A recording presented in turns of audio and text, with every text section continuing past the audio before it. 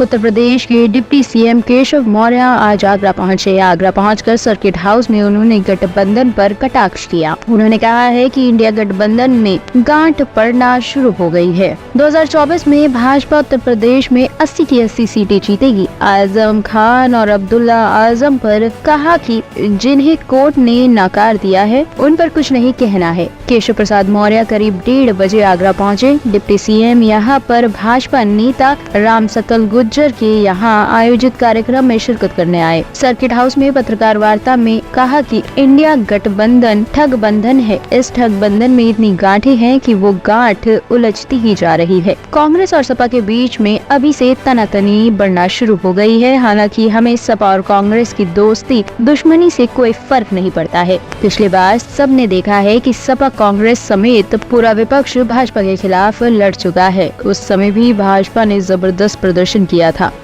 इसमें प्रदेश की सभी 80 सीटें जीतने का लक्ष्य लेकर के हम लोग काम कर रहे हैं।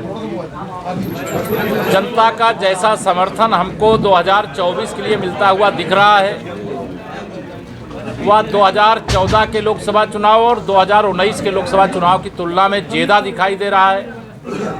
इसलिए हम लोग 14 में जो 73 सांसद जीतने का आंकड़ा है उसको भी 24 में पार करेंगे और 80 की 80 लोकसभा सीटें जीतेंगे। विपक्ष मुद्दा विहीन है, नेता विहीन है। उनके गठबंधन की गांठ में इतनी गांठ पड़ी हुई है कि वो खोले नहीं खुल रही है।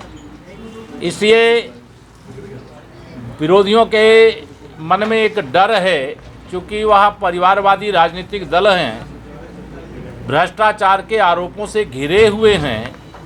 तीसरी बार मोदी सरकार आने से उनके भ्रष्टाचार की जो जांच हुई है उस पर अब कार्रवाई का भी समय आ रहा है और जनता का समर्थन भी भ्रष्टाचार के खिलाफ लड़ाई में लगातार हमें मिला है।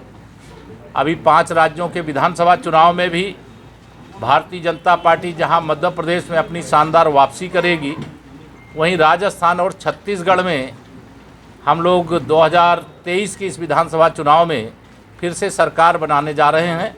ये पूरा स्पष्ट दिखाई दे रहा है।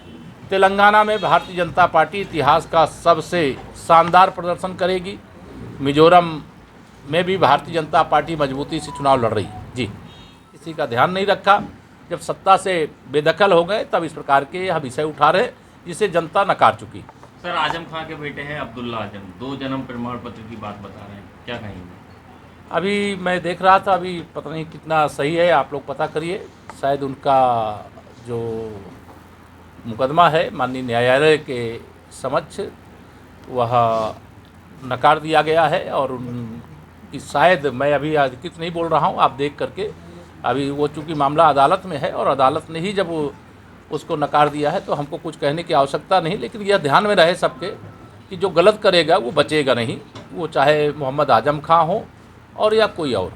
सर, इंडिया के बारे में क्या कहना चाहेंगे? इंडिया के बारे में यही कहूँगा कि भारत इस समय प्रगति के पथ पर आगे बढ़ रहा है।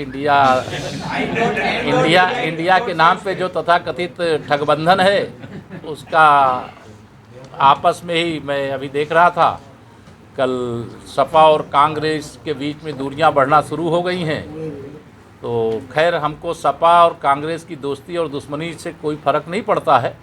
यह सारे लोग 2019 में मिलकर के भाजपा के खिलाफ लड़ चुके हैं और भाजपा उस समय भी ज़बरदस्त प्रदर्शन किया है और देश में हम 300 से अधिक अकेले भाजपा के सांसद जीते थे और यह आंकड़ा 2024 में बढ़ेगा और 2019 से भी बड़ी विजय लोकसभा में प्राप्त करेंगे। धन्यवाद। टॉप स्टोरी ब्यूरो के लिए आगरा से आकाश जैन की रिपोर्ट।